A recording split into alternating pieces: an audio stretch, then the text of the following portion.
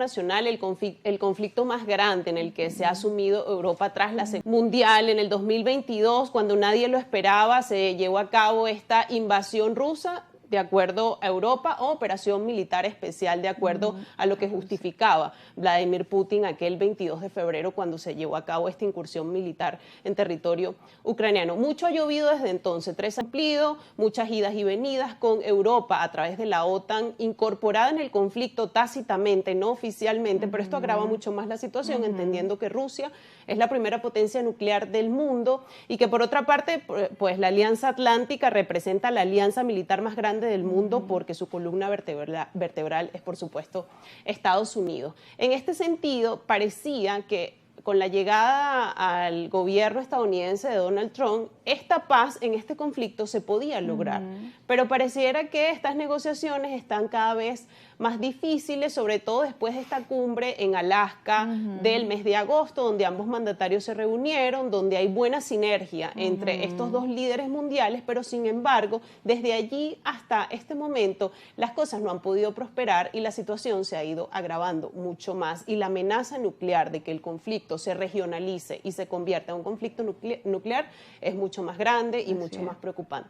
Ahora, en este sentido, pareciera que la situación en Gaza está por los momentos controlada, pero en Ucrania sigue avanzando la campaña militar rusa, Ucrania se sigue defendiendo y Europa cada vez más financia precisamente la incursión de Ucrania en este territorio ruso, y en la cumbre de La Haya de los países de la OTAN se aprobó un 5% en el aumento del presupuesto militar de los países que conforman la OTAN. Entonces, ¿cómo entender esta situación? Es posible llegar a un alto al fuego, entendiendo que además Putin es también un negociador muy hábil, ¿no?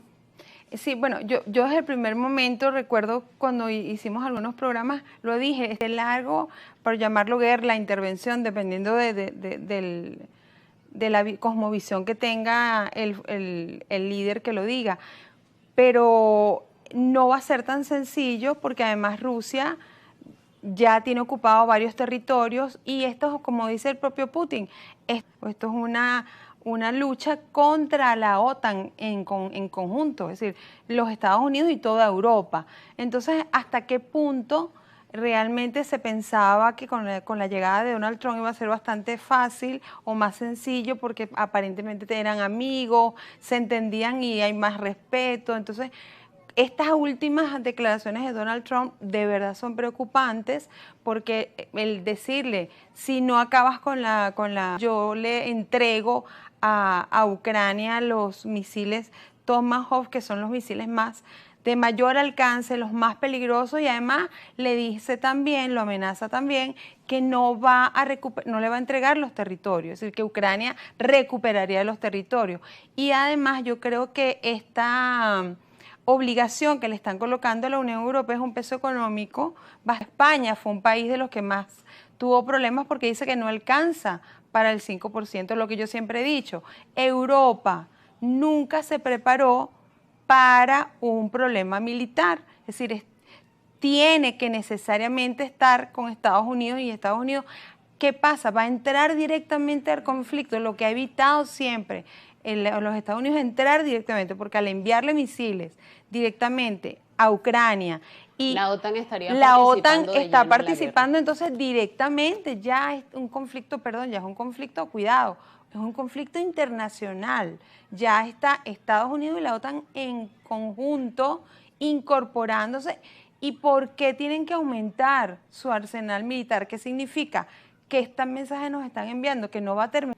Entonces yo creo que es importante que se sienten, como siempre, es decir, el diálogo, lo que está pasando en Gaza, es decir, también lo que decía Vladimir Putin, es decir, nosotros siempre desde el año 90 y pico que tenemos este problema con Ucrania y con Occidente. Recuerda que ahora tenemos como dos polos, ¿no? Porque además hay dentro de todo esto que nadie está viendo, que es la cuestión arancelaria. Hubo un impasse mientras estaba el presidente Trump allá haciendo lo del Medio Oriente, dice que le va a poner el 100% de aranceles a China. Y China le responde, bueno, entonces no tienes las tierras raras. Recordemos que el gran potencial de China son las tierras raras y todos los países grandes de tecnología importante están detrás de la tierra de tecnología. Entonces, ahí tenemos de verdad bastantes complejidades. Por eso yo considero que Donald Trump tenía que